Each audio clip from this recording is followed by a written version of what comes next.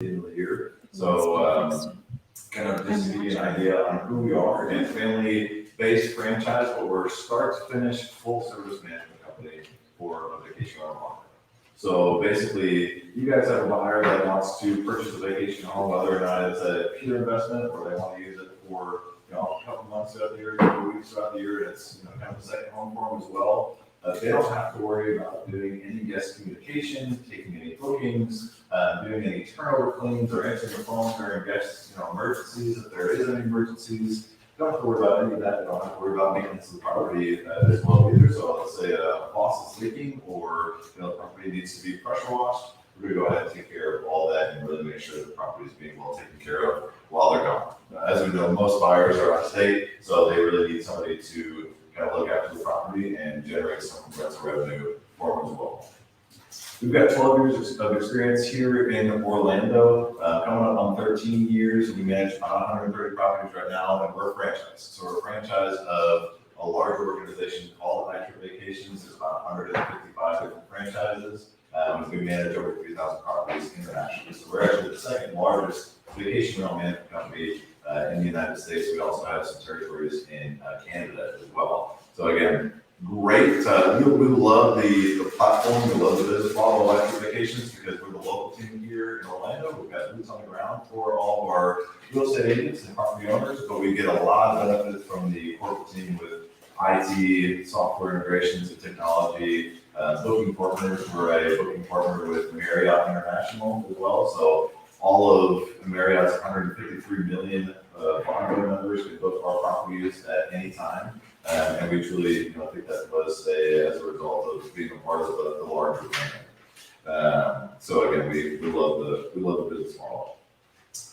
All right, so we'll get into a little bit of traveler trends. The kind of top one, vacation rental, is the top accommodation choice for 78% of travelers now, meaning they have the choice between a hotel or the choice between a vacation rental. If given the choice, they'd rather go to vacation rental now. There's more space, it's more private, and it's really in any major city, any major tourist kind of area, you're going to find a lot of vacation rentals now. So they're very easy to actually find and stay in, as we know.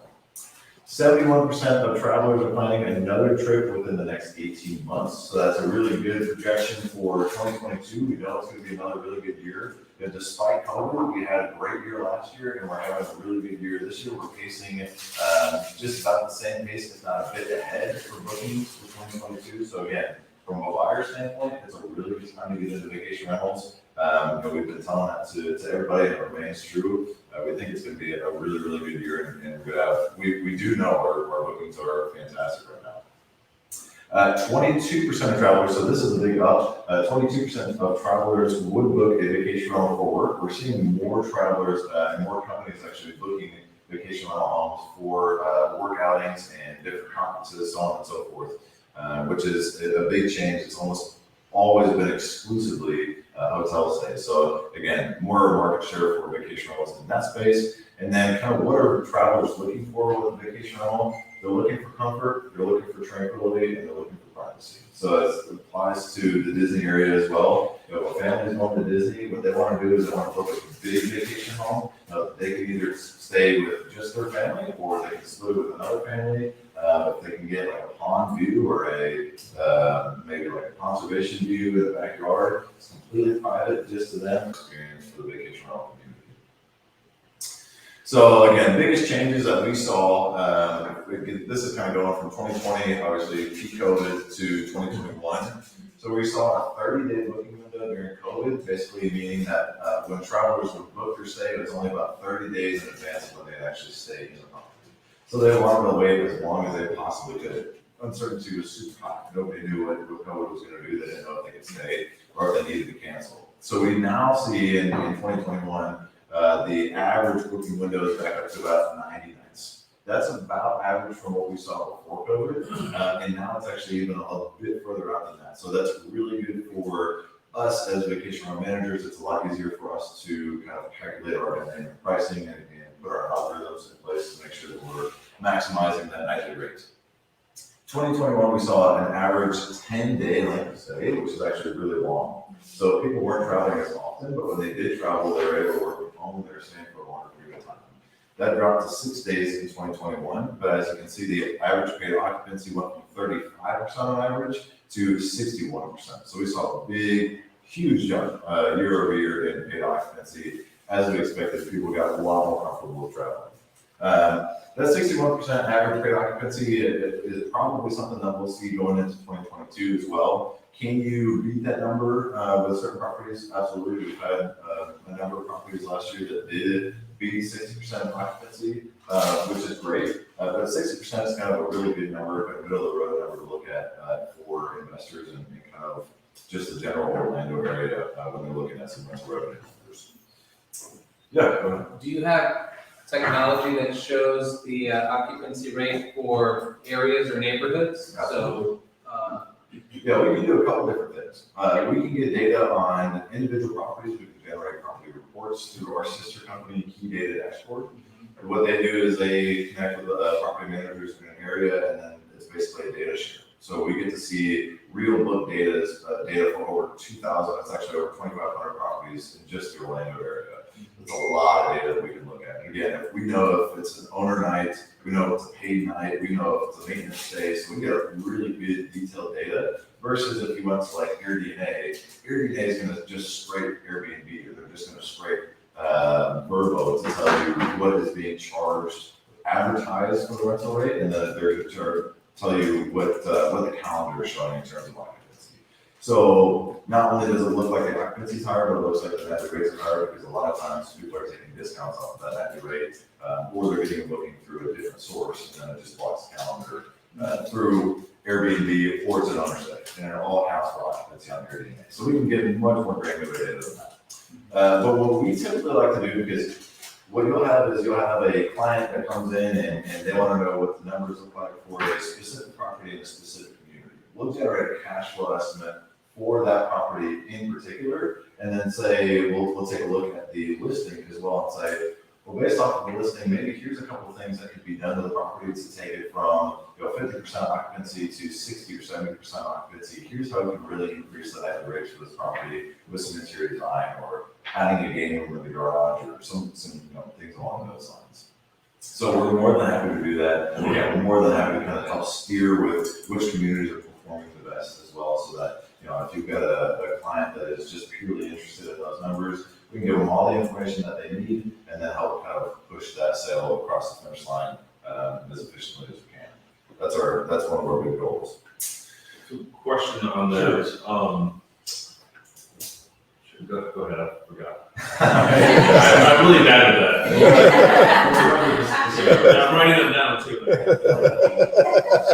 Airbnb allowed anywhere that is approved by, I know HOAs are going to have some rules against it a lot of times, but if you're not in an HOA community, can a home be used for Airbnb purposes as long as you get the proper licenses from the municipality, the city, the county? In Polk and Osceola County, yes, if it's not HOA, you don't have any issues. Lake County, you have to be outside of Fremont city limits, so most areas in Lake County, if it's not HOA, you can do it as well. Orange County, you can. Well, except for Vista Care. Except he's asking non-HOA communities. Oh, I'm sorry. I'm sorry. Yeah. So condotels, like from what I can see, it seems like Orlando only has condotels for that purpose. I don't know if it's considered, same thing, but if we're looking at short-term rentals, it seems like if it's an Orlando address, only condotels can do it. Pretty much, yeah. Unless you actually live on the premises, you can Airbnb or other rooms out. So if you live in the house, you can rent individual rooms out, or if you want to rent like a studio above the garage or something like that, you can do that in Orlando, but you have to actually live on site for it to be legal. That's Orange County or? That's Orange County. Okay. Yeah. So unless the HOA restricts. Correct. Stop, because I'm going to forget again. Actually, diving into what he said too, but Airbnb, I mean, I've used that site often, and it's funny because it does throw you off when it shows like, the thing's got 6 months of bookings and whatnot, and it's owner and it's like owner use or something. Can the consumer go on Key Data themselves and look at it, or is it just something you guys have access to? Yeah, just we have access to. So if someone wants to see Key Data reports, I can generate a report that you possibly need. Okay. I can base it off of an individual property address, so I just plug in an address and it gives me a PDF report. So I can just generate that and send it to you. But yeah, they only partner with management companies, so you do have to have a connection of some sort. Yep. And then, kind of what he was talking about with like Orlando and some other areas, the one-off Airbnbs. We got some friends that have, a ton of them in the city. How are they getting away with that then? Yeah, probably not legally, so nobody's complained yet. Okay. Is the most part of what we've seen. I've talked to plenty of people, and I asked them the same question, like, how are you doing it? So they basically said, well, nobody's complained yet. So definitely not a good strategy in my opinion, because once the city or once the county says no, there's nothing you can do. I mean, you're dead in the water. There's absolutely no rentals from that point forward. So you got to switch to long term. Yes. Isn't Ventura Country Club, they'll allow short-term rentals in their Orange County? Possibly. So There's there a are. condo complex in there that does.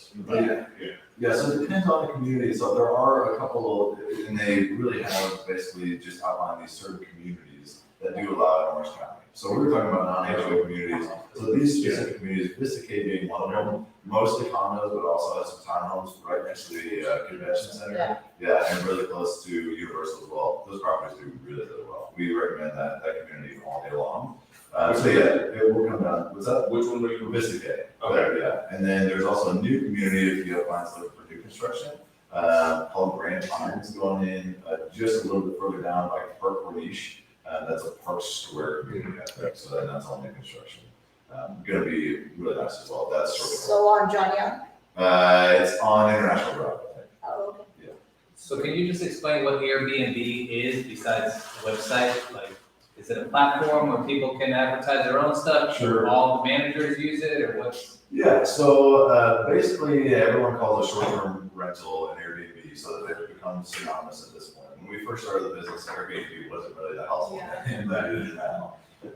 So basically, Airbnb is a marketing site. Airbnb is a marketing site that property owners can use to advertise their property as a short-term rental, meaning anything under 6 months of rent. Basically, there's no long-term lease; they're all transient rentals. You can use Airbnb, you can use Virgo; they do the same thing. Are they competitors? They are competitors. Yep, absolutely. So we partner with Airbnb. We're fully integrated with Airbnb, meaning that when we get a property and we upload it to our site, it automatically uploads to Airbnb. They're a decent chunk of the amount of bookings that we get, since they're such a big name, obviously, but they're not anywhere close to 100% of what we get. So they're actually maybe 25, about 30% of what our bookings actually are. So we use Airbnb, but we also use Vrbo, we use TripAdvisor, Expedia.com, Google Vacation Rentals too. So where you book like a flight or a hotel, Google, you can book vacation rental as well. And then we're also, again, like I mentioned, we've got booking partners like Marriott International, travel agents, tour operators out of the UK, Central America, and Canada as well. Since we know that the Orlando market is so international, definitely want to have a good grasp on how those folks travel. And a lot of times they are using tour agents, travel agents, tour operators. So we do have those partners as well.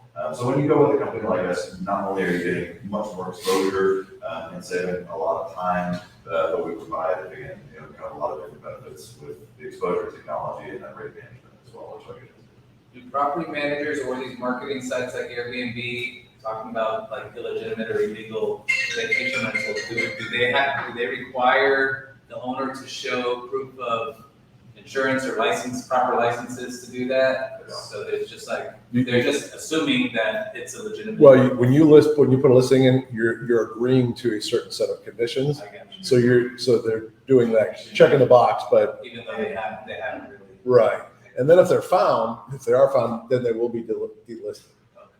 But because the other thing is that not only are they in areas where they shouldn't be operating, number one. Number two is that they're not licensed because you can't get a license. And then number three is they're usually not collecting or paying sales taxes. Right. So they got three big whammies going against them. So if they get caught, it's not going to be good.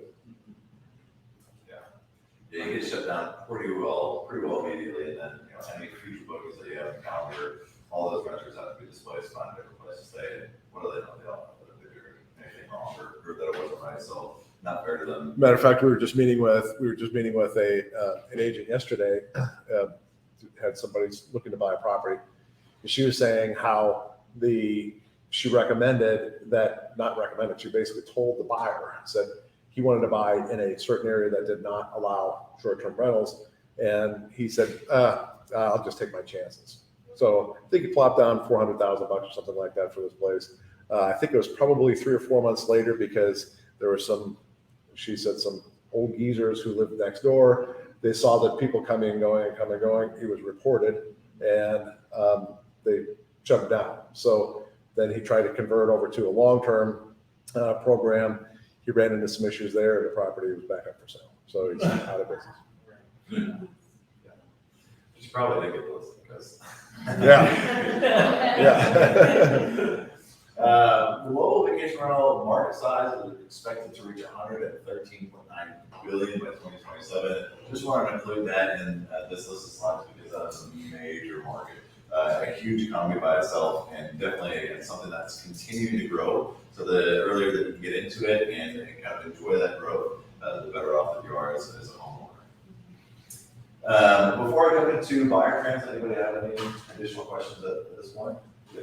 So, very general, your vacation rental potential income versus long-term rentals, as you've now gotten into long-term renting, would you say it's like 2x in general? I'm sure it varies a lot depending on the property, or let's just say month per month. Obviously, you have to account for the vacancy percentage or the occupancy percentage, but just like, a month's rent in the long term versus potential average for the year, because I know that fluctuates also. You say it's about 2x?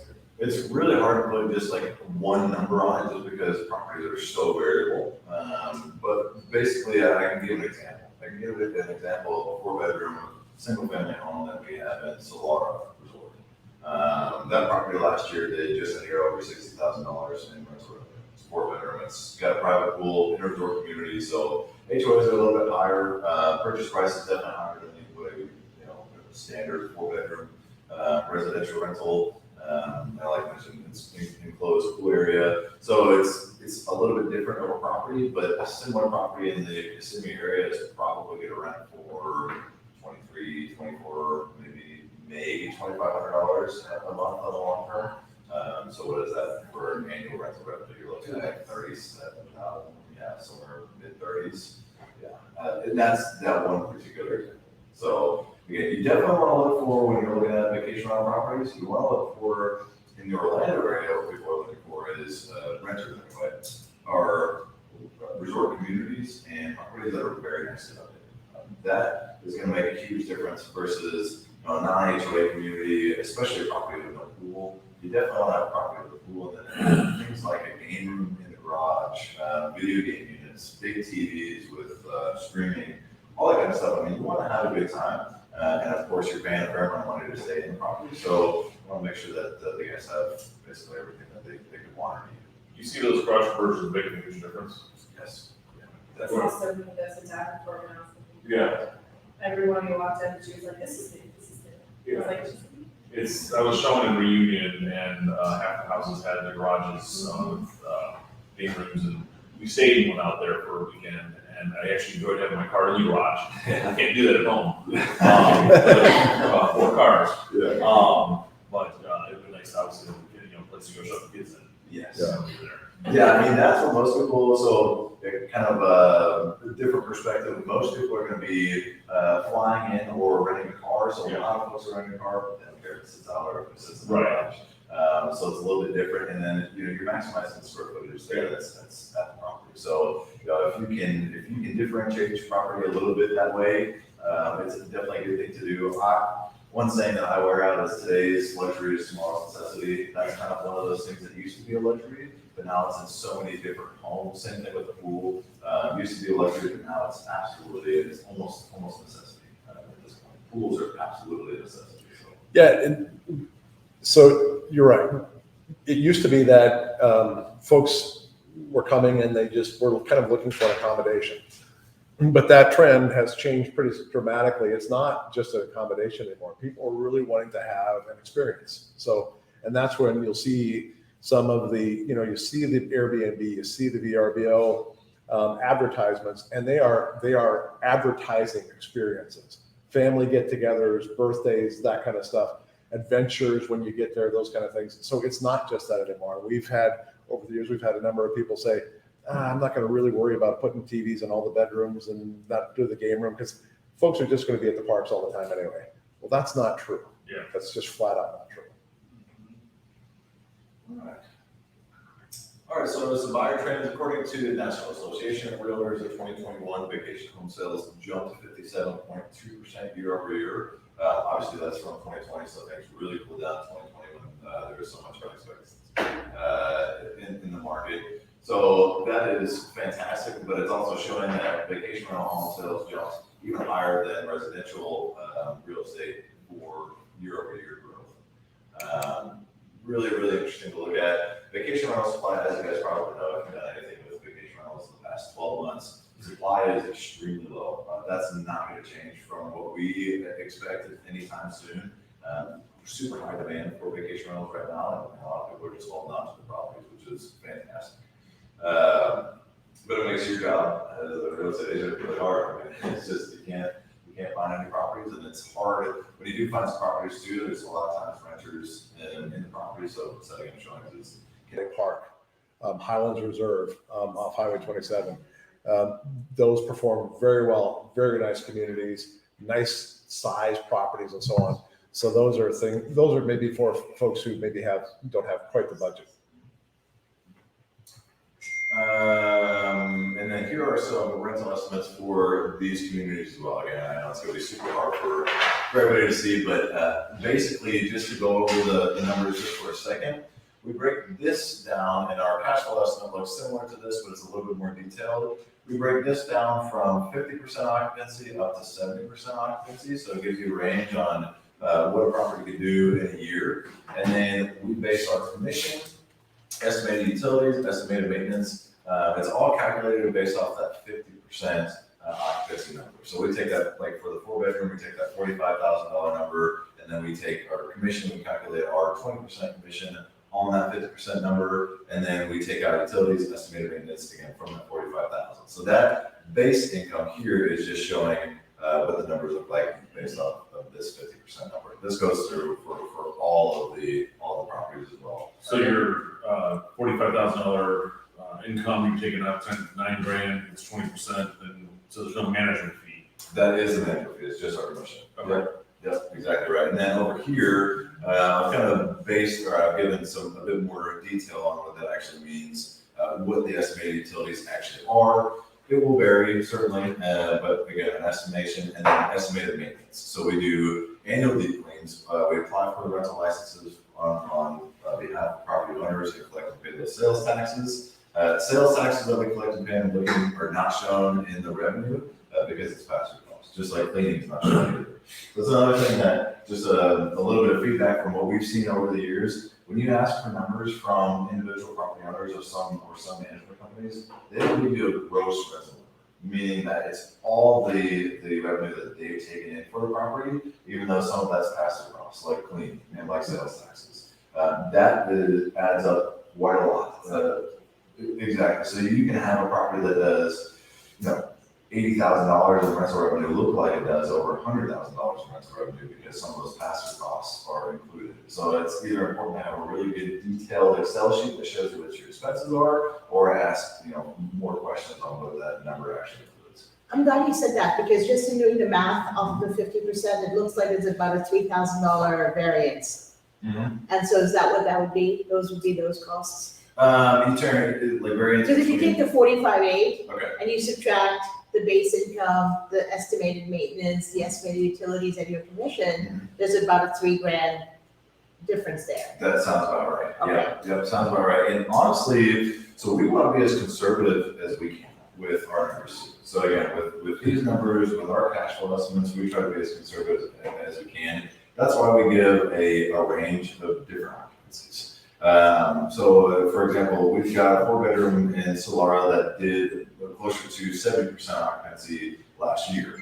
But we base all the numbers on that 50% occupancy because we're not trying to just get somebody in the door just to get that property, just to get another property under our belt. If that means that we're going to go through and have a sale in 4 months because that person's going to sell. We have absolutely no intention of doing that. We don't make any money if that happens, and it's just really more of a headache for us than anything else. That average has been the base, and they've been selling for 20 years, and that's what I've been told is about, half a year. Okay, You're doing better. okay, gotcha. And that's a good conservative approach. Yeah. And the reason for that too is that if they're looking to mortgage a property for 30 years, it's never going to be the same occupancy over 30 years. Yeah. So that's what we try to get the average to say, let's be honest. So if don't get into something, only fixated on the 70% occupancy number because it's not going to be real. And then you put yourself in a financial bind potentially. So that's why we try to do this and try to give that education. And we don't want to scare anybody away, but at the same time, we just want to be honest and say, here's the reality of things. And if you're only planning on maybe holding it for 5 years, well, then that's great. You might be able to get that. Does this factor in HOA fees? Is that somewhere in this equation? Not in this one. Yeah, so you won't see in the cash flow estimate, yes. But in this, you won't see HOA fees, you won't see property taxes, property insurance. Again, we do include that. We include mortgage payments and stuff. Yeah, exactly right. So this you can, if you finance the property and your mortgage is paying those expenses, then you can just kind of more easily calculate it that way. Our cash flow estimate does include those expenses, and again, all the other estimations as well. So we try to give what an out the door look at the property ownership and net rental revenue, net income to a property owner if they purchase the property cash with that cash flow estimate. What if the 4-bedroom villa is what it costs right now? Good question. I think it's somewhere around 550, maybe 600,000. Somewhere in that category of that range. You got a question? How do you guys come up with nightly rates or weekly rates? Like, is it a combination of viewing or comparing with other properties? I don't know how you guys can remember. Yeah, okay. Sure. There's a couple different ways that we do it. So the first is, again, we've got our own data for 12 years and the properties that we manage, so we can look at comparable properties. And we've got some good intuition from that standpoint. But the market is always changing. So we do check with Key Data Dashboard very frequently. We actually do manual rate reviews every week for the properties that we manage. And I can pull data for any prospect property that we would have as well. So again, I can see exactly what a property is doing. Then if we want some more information on top of that, we can look at, again, what our competitors are marketing properties for, and so on and so forth. But here in a couple months in May, we're actually going to have a full-time revenue manager on our team as well. She's going to be full-time for our team, check rates manually, and actually come up with pricing strategies and update rates, again, every day, every week for our property owners. That's going to be included in our 20%. It's not going to be an additional cost to our property owners. And again, something that we think that if we can raise the tide, all the boats are going to rise along with it as well. If we can generate more cash flow, more revenue for our property owners with a revenue manager, then obviously we're going to get paid more as well with our commission. So we certainly want to do that. We're truly looking at every available opportunity to maximize rental revenue everywhere that we can through unique booking sources and through those different numbers as well. One last thing I'll say on that is that we do have a dynamic pricer that's built into our proprietary software as well. So we'll go to a property, we create what's called a rate map. That's basically like an algorithm for each individual property that will assess what the property's occupancy is based on how many bookings it has for a particular time period and what that is doing compared to the market. So if it sees that there is a huge demand and there's a lot of bookings for a particular time of year, it will increase the rate so we're capitalizing on that demand and have higher rental rates. If it sees that our rates are too high compared to the market, we don't have enough bookings, then it will automatically discount against working every single day to be able to maximize the occupancy and make sure that we're still generating some cash flow. Looking all the time. So these, again, have them for a couple of different communities. I won't go through all of them. You guys can read that in your own time. And then if you have questions on it, email me, let me know. I'm more than happy to answer those questions. And then here's some market threats and opportunities just around the presentation off. What we've seen in the community in the past for a lot of property owners that kind of set it and forget it with the rates. They don't really know exactly what they're doing, or you'll have a property owner that is self-managing property and they give the rates to Airbnb. Airbnb also has a pricing algorithm built into their software But what it's maximized to do is generate the highest amount of occupancy possible, not looking at rental revenue. Why do they want to do that? Because Airbnb only gets paid when they're getting bookings in the property, and they've got fixed fees that they're charging for every renter. So they want to make sure that the property is being rented as much as possible. They don't have any interest in that the property owner is actually generating a good cash flow. So when that happens, it makes all the properties in the community or the surrounding area underperforming, basically, and that is a threat issue that we're dealing with. Lack of uniqueness and quality, like we talked about before, there's a lot of outdated vacation rentals in the Orlando area. There's a lot of like COLLAB Park and even, Champions Gate. It's been around for 14, 15 years now. A lot of property owners, they purchased brand new a long time ago and they haven't touched the property since. So you've got a 14-year-old home with 14-year-old TVs, 14-year-old couch, 14-year-old everything, and it just doesn't look good anymore. It's been used. Kind of rode hard, put up wet, and it needs to be updated. So again, when we're coming into deals, we definitely want to make sure that properties are being updated when we can, and kind of bring back some of that uniqueness, bring back the quality. We certainly have a standard quality that we basically provide to all our renters, all our guests, and we want to make sure that we again can supply that. And then lastly, like we talked about as well, vacation rental supply growth is slow. So right now, even to find a property in the market is just something extremely difficult to do. Not a whole lot we can do about that. There's a lot of new construction in the area, which is great. But it is certainly a challenge that we're dealing with. But for the remodeling, do you all have contractors that you put your customers in touch with? Yeah, absolutely. Yeah, so we can help from a number of different fronts.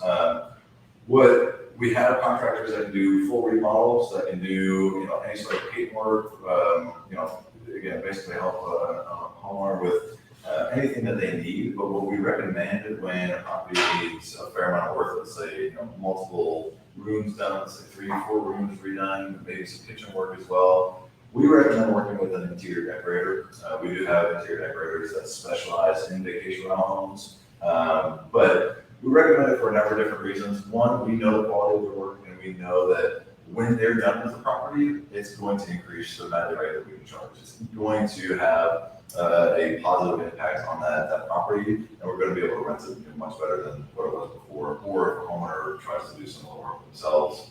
We've had a number of property owners that have purchased a property. We recommend some updating. Like, oh, yeah, for sure, we're going to do some updating.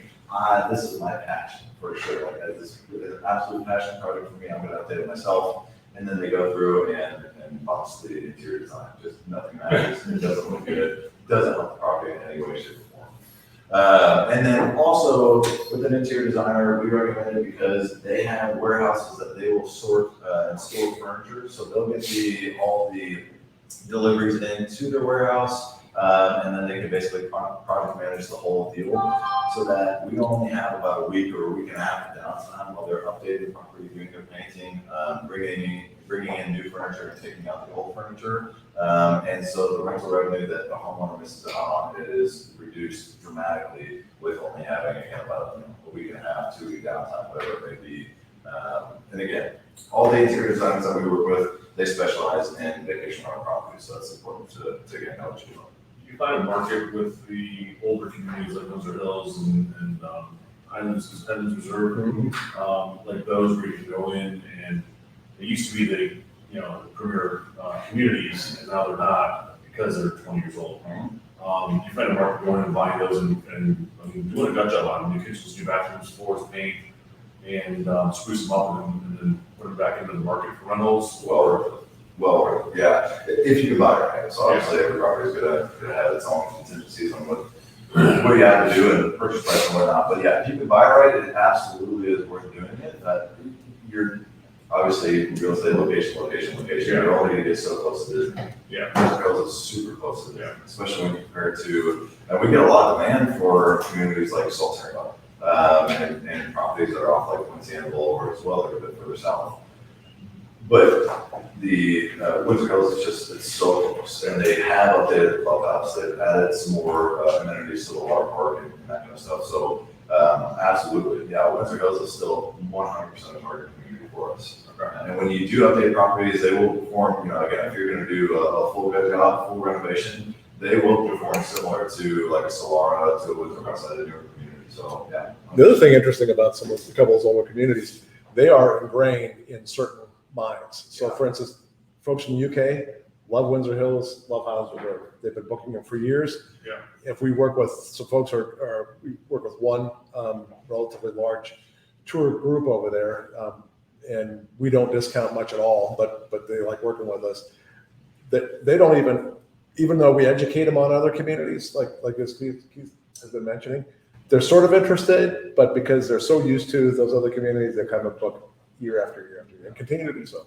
Yeah, it's really cool when you see a community start to get a reputation like that, and you got your quote unquote locals that'll come back time and time again. And like Windsor Hills too, it's kind of unique. It's got its own Facebook group, so people can go in and they're requesting properties through a Facebook group and all that kind of stuff. It's just it's a unique kind of a platform, but yeah, it absolutely potentially. Highlands Reserve has had a transition of people moving in full time to vacation. How does that affect them, the rental rates? Honestly, it doesn't affect them a ton. It's really, with our program anyway, every property is standing on its own merit. And so people are booking based off of pictures and what amenities that they're going to get, the golf course view, what the backyard looks like around here. So there's still a lot of demand for that community. We manage 1 5-bedroom in there right now, and it still performs very well. Well, Highlands got the golf course too, better than that's an added benefit. It is. Yeah, it is good. So overall, the resort community is going to be more important than a golf course community. Okay. My thinking on that is that you can go golf anywhere in Atlanta. It's 10 minutes actually nearest golf course in the area. So if folks want to stay in Windsor West Side, but they want to go golf, they'll stay in their clubs and maybe go to Highlands because it's so close. Highlands was 27.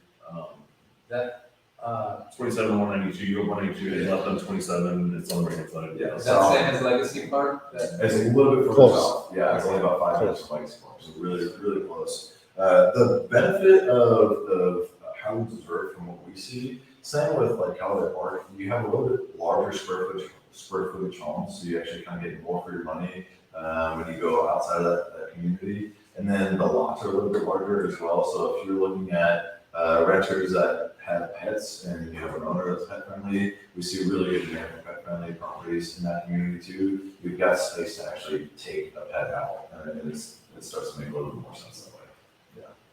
What do you guys know about Margaritaville?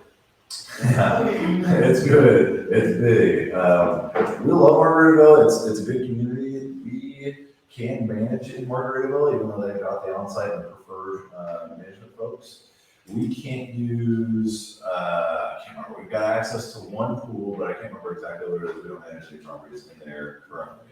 But we do have access to like the daycare, so folks can still use the daycare, our guests can use the daycare. I think they've got the like arcade, and then of course Sunset Walk that's open to anybody in the water park. It's $40 a day for use. What is the Reunion does the same thing, where if you're, because I sold one in there, and like if you use this management company or this management company, you can use the community water slides and stuff, but if you use iTrip, for example, then you can't use it because they're not one of the top two. Right. So why do they do that? Because they've got arrangements worked out with those companies. I don't know exactly how it works, but they've got arrangements worked out with those companies to basically just that's how they wanted to work it out. One of the companies is the developer's son, so it's got some Inside deal. They usually also rent, I'm sure they rent office space from the community also, like Regal No, Dollars, they're for actually example, outside. like, do you manage anything in Regal We Dollars? do. Mhm. So they have their on-site, and, to their on-site, I imagine they rent. So like Regal Palms has only community management. And sorry guys, I'll get to you in a second. Sure. Regal Palms has only community management, and they are just a bit more involved in the check-in process. They're a bit more involved as a community in general. And then they charge additional resort fees, but it's not, they don't rent any properties out per se. So they have everyone check into the clubhouse, they charge them the fee, and then they say, here's your property. And then and then they're using all welcome information once they're in the community to check into the This situation, companies called Onboard and Reunion and Margaritaville. It's a little bit different because it's actually written into, I guess, their bylaws and how the community actually operates to have those preferred management companies in there. So obviously we know we kick some ass in those communities if we had full access, and we know we don't perform competitors just with our program. But it's what it is. Again, we can manage in there. We've been approached a number of times with folks that are not happy with the current management in there, but just don't currently manage anything in those communities. So going back to Reunion, my understanding is that if the seller, or the owner, does not originally purchase the country club membership and all that kind of stuff, then that property is already excluded from some of the amenities. But are you saying that that's a workaround if one of the property management companies is managing it that does have access? Yes. That's good to know. Yeah, exactly right. So we manage some properties in there that they did not buy the social membership. So, and we do great with them. And so if an issue ever comes up, it's like, well, can we use the water park? No, but there's some really great water parks within about 15, 20 minutes of here that are much bigger and offer a lot more than here. It's really not been no, it's really not been an issue. The biggest thing that folks are looking for, to be completely honest, is a pool to use. So if the property has a private pool, that's going to be the biggest thing. But then we also do have access to Reunion community pools too. So if they want to go to a community pool, we've shared that information on how to access it and where to go. That's the biggest thing. Yeah, it's the water park. It's technically golf, but people can golf if they really want to. And then the third is tennis. So those are the three things that And the are. encore. Well, I'm just talking Reunion in general. So, okay. So there's really, Reunion is so large that there's the old original Reunion, and so that's got access to their own small water park and so on. And then there's the new Reunion West or Encore. Yeah, that's where I was selling, was in Encore. Yeah, and it's a nice community, and the water park is great. Matter of fact, when you drive up, that's the first thing you see. Yeah, so it's like, wow, that's what I want. So that's a bit more of a hesitation. On the older Reunion side, you don't see that when you first drive in. So it's not really much of an issue for folks because they don't see that. Right. Yeah, so they're driving past it, like the kids are just staring at it, like, I want to go there. And like, sorry, you rented from someone else. Exactly. So you guys do manage condos in Orange County? We don't. That's mine actually is something. Yeah, we get that question a fair amount, but the process on how the condo hotel would actually work with us and facilitating all that, it's like co-managing a property. Right, It just doesn't work, so yeah, we don't. Yeah, almost all the condo hotels are on site. Management, I imagine. Mm-hmm. Pretty much. One I'm looking at has Airbnb, also Airbnb, which is just So the owner can Airbnb it? You use Airbnb, or you can use a management company with the condo hotel. Also, if you do the Airbnb, you have to manage 100% of it. Right. But you can't use both at the same time. You just have to like But no, block it out or use Airbnb with management. that's it. Yeah. So It's interesting. yeah, allows more people to come to their resort. But the way that condo hotels typically work is that they work on a booking rotation program. Exactly, it's a Yeah. little wheel. Exactly. Yeah, exactly. I learned that this week. Yeah. So yeah, not our market, but we just stick to vacation rentals. So your franchise, are you limited to a specific part of Florida, or so do you just, how far out from Central Florida do you? So we are Orlando. So we go up to Orange County. We cover Orange, Lake, Osceola, Polk counties, and that's kind of our market, our target market. There is a couple other markets close by. So obviously there's Tampa, there's St. Pete Beach, there's some on the West Coast as well, and there's Smyrna Beach, and then there's even lakes in Central Florida, so kind of closer to Legoland and getting closer to Tampa as well. So if there's an area that's relatively popular for vacation rental ownership that you guys might have a client in, or with, then there's probably an iTrip franchise that you can contact and. Yeah, we can put you in touch with them if you happen to have that. Yeah. And we also have a market in Ruskin, Florida. Not too many people have heard of Ruskin, but there's a little community called Little Harbor. And it's actually a very unique community. It's got a back harbor and a front harbor, 2 restaurants, bars, townhomes that are in there, and then they've converted a hotel into rooms that people actually own. So we manage about 26 properties over there as well. So we have that little market as well. And that only came about as a result of one of our owners over here said, I'm buying a property over there and I want you to manage it. So then it kind of grew from there. We worked it out with iTrip to make that work. So that pretty well concludes what we've got. I don't want to take too much of your time, but if you have any other questions, by all means, shoot. Yeah. I have a question. I'm sorry if I missed this. Have you guys heard about, I've been seeing some of these things either on social media where people are like, they're going into a property as a renter and then getting permission from the owner to turn it out as Airbnb. Yes, I am familiar with that program. What's the catch? Other than you gotta get the owner's permission, which seems, in my mind at least, seem like way more difficult than Airbnb seems to do. That's for sure. So you saw something on like the internet, YouTube, Yeah. something like that. Rental arbitrage is what a lot of people call it. Okay. Yeah, so a couple different catches to that. Typically, those folks, they don't care where the property is. They don't care if it allows short-term rentals, it doesn't allow short-term rentals. They're just going to get into the property and start renting out short-term. So half of them are not necessarily legal. Don't know if they're actually collecting and paying sales taxes. So with our company, we're going to apply for all the necessary licenses for property owners on behalf of property owners and collect and pay sales taxes every time. Basically, what they're trying to do is circumvent that entire side of the business, but it's still running out short term. So not necessarily the most kosher way to do it, one. And then two, I think typically they just guarantee X amount per month. So let's say like, it's a 4-bedroom single family home. They say we'll give you $2,500 per month. If they generate $4,000 that month, $4,500 that month, the owner still gets $2,500. With our program, 100% commission based. So if the property earns $4,500, our commission is the same rate. The property owner earns more. Same thing with if the property doesn't generate any cash flow, then we're not charging it. And then lastly, I don't think a property owner can use the property in those rental arbitrage scenarios either. So it's a bit more control from that manager. So From the owner side, it's a long-term rental. Yeah. And the new renter side, it's, they're playing the game.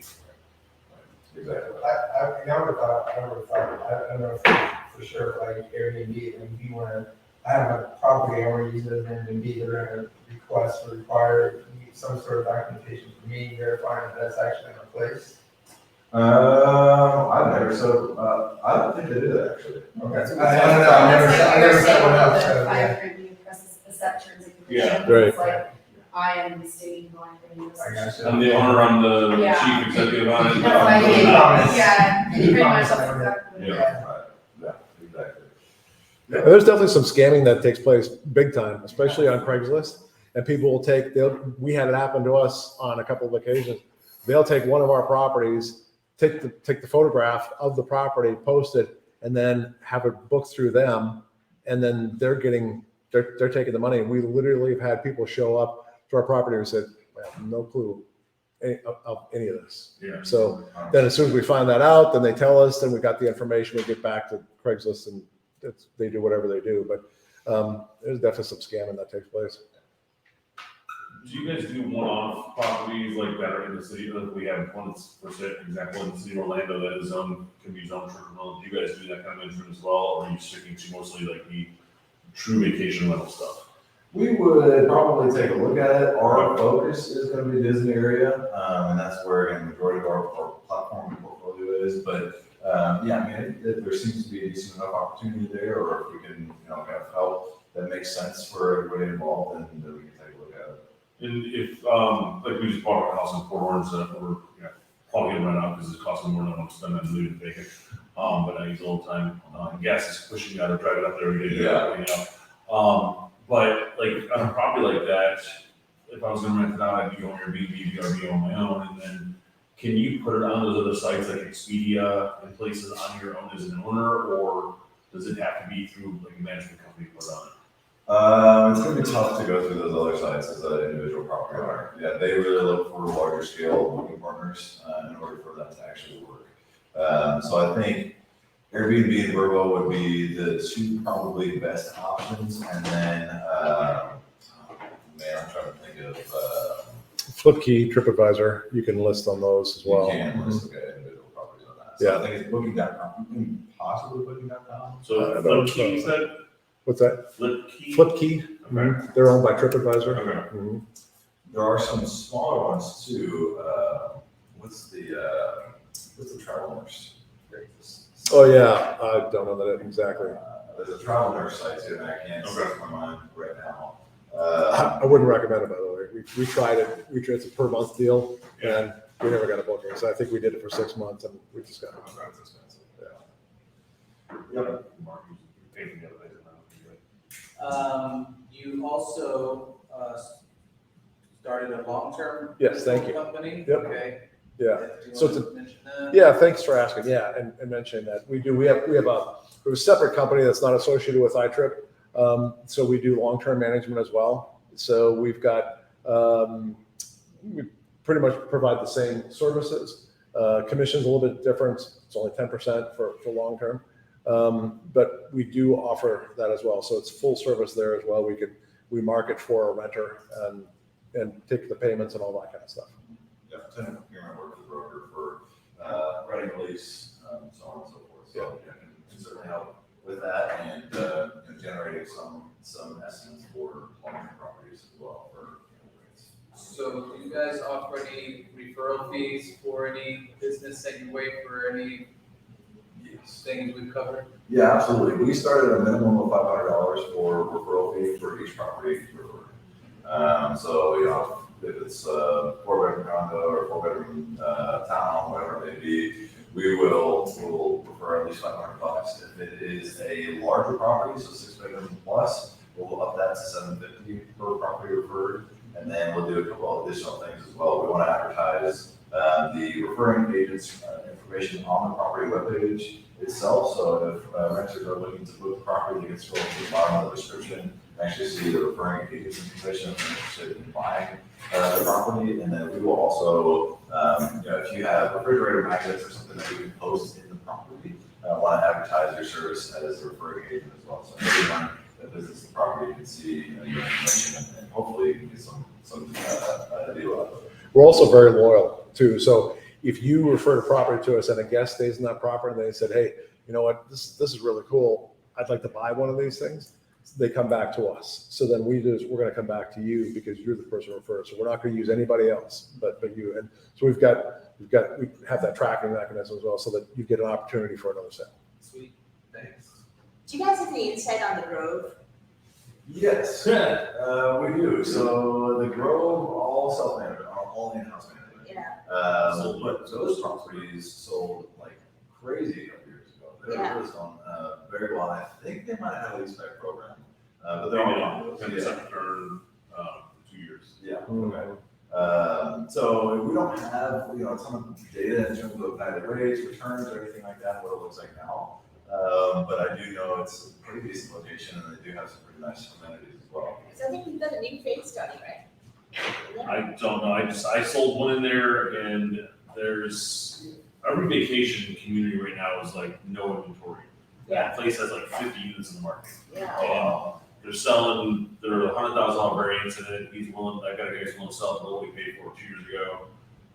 They give it a negative return. I mean, it's a great property. Yeah, Yeah, it's nice, but yeah, we agree. It's, And for 10% commission, I'll go sell one, but then it's like, you get in there, like, the lead market is like, 10% return, 2 years, blah, blah, blah. When you actually get the checks, it's like negative.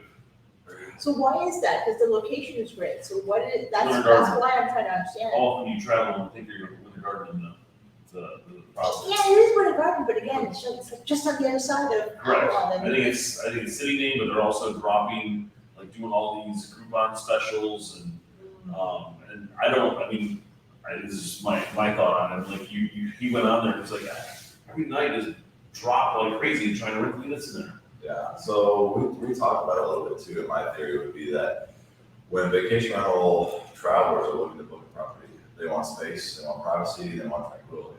The Grove doesn't really have, it's got somewhat tranquility because it's kind of surrounded by nature, but your unit isn't surrounded by nature. Your unit is next to 30 different units. You know? Hotel, yeah. Right. Yeah, you're getting a hotel condos, you're not getting space, but you're also renting a 3-bedroom place. Right. Yeah, and the other part of it too is that, as Keith mentioned too, the fact that in those type of communities, you're on a rotation program.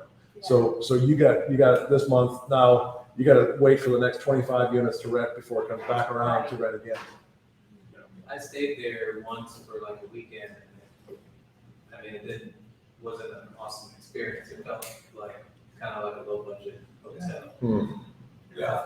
And I don't know if I was staying in one that was also one that, I don't know if the whole place can be privately owned individual units, or some are owned by the resort and other ones are privately owned. If they're renting them out, I don't know. So I don't know, but I just heard a lot about it, so then when I got there, I mean, it's been a nicer staying at the Hyatt. Yeah.